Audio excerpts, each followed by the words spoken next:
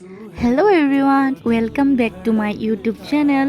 তো আজি বহুত দিনৰ পাছত আপোনালোকৰ মাজলৈ আকৌ এটা মিনি ব্লগ লৈ আহিলোঁ। আৰু আজি বহুত দিনেই যিহেতু ভিডিঅ' দিয়া হোৱাই নাছিলে আৰু ভাবিলোঁ আজি আপোনালোকক ক'ত ক'ত যাওঁ, কি কৰোঁ সকলোখিনি দেখুৱাওঁ। তো ব'লক ভিডিঅ'টো ষ্টাৰ্ট কৰোঁ। তো আজি আমি আহিছোঁ খুব ধুনীয়া এটা পৰিৱেশ, মানে ধুনীয়া এটা জেগালৈ আহিছোঁ।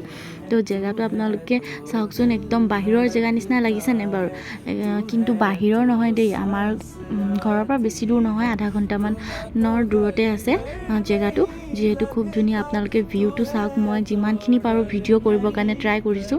আৰু আমি আহি আছোঁ আজি তৰাজুলি। আমাৰ ঘৰৰ ওচৰতে তৰাজুলি বুলি জেগা এটা আছে, তাত আছে ৰবৰৰ বাগান আছে। তো এইবিলাক যিমানখিনি দেখিছে যে গছবিলাক দেখিছে, সকলোখিনি হৈ গৈছে ৰবৰ গছ। তো চাওকচোন ৰবৰ গছবিলাক কেনেকৈ তেওঁলোকে ইমান ধুনীয়াকৈ ৰবৰৰ যিহেতু বাগান এখন বনাইছে। আৰু বাগানৰ লগতে আমি যোনটো জেগালৈ আহিছোঁ, এইটো চাওক, এই জেগাটোত একদম খুব আজিকালি মানুহসকল যিহেতু গৈ ফটো চটো তোলে বা ভিডিঅ' বনায়। আৰু ওপৰতে এখন ৰিজৰ্ট আছে।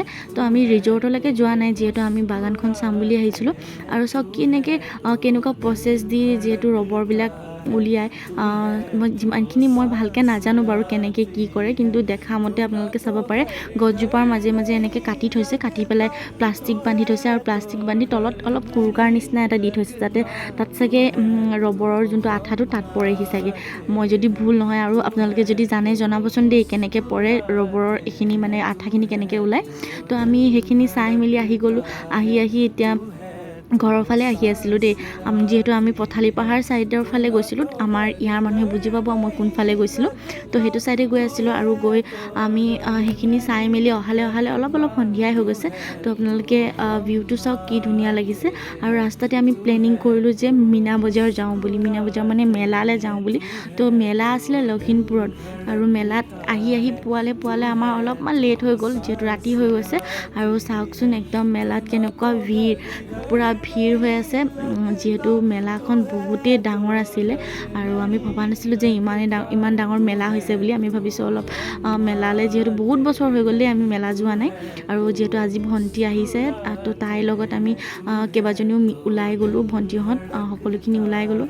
তো এইখন চাওকচোন, আমি পাই গ'লোহি মেলাৰ জেগাত। আৰু এহেঁতৰ ফূৰ্তি দেখিছে নে, কিমান ফূৰ্তি। আৰু সৰুজনীৰো একদম পূৰা ফূৰ্তি। তো একদম টিকট লৈ ল'লোঁ। আৰু আজিকালি একদম মেলালৈ সোমাবলৈ আকৌ টিকট ল'ব লাগে। মই আকৌ আজিহে গম পালোঁ। আগতে আমি যেতিয়া চাইছিলোঁ তেতিয়া কিন্তু মেলালৈ যাওঁতে টিকট ল'ব নালাগে দেই। তো আপোনালোকৰ ফালে মেলা আহিলে কেনেকুৱা হয় বাৰু ক'বচোন।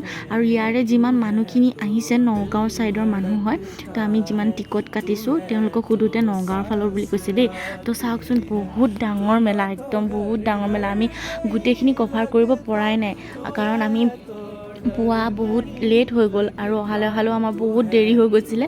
আৰু তো সেইখিনি চাই মেলি আমি ভাবিলোঁ এইটোতে উঠোঁ, এইটো কিবা মুন ষ্টাৰ বুলি কয়। তো ইয়াত উঠি মেলি আমি মেলাৰ পৰা ওলাই ঘৰৰ ফালে আহি গ'লোঁ। তো আজিৰ কাৰণে ইমানখিনিয়ে। কেনেকুৱা লাগিলে সকলোৱে জনাব। তো বাই বাই।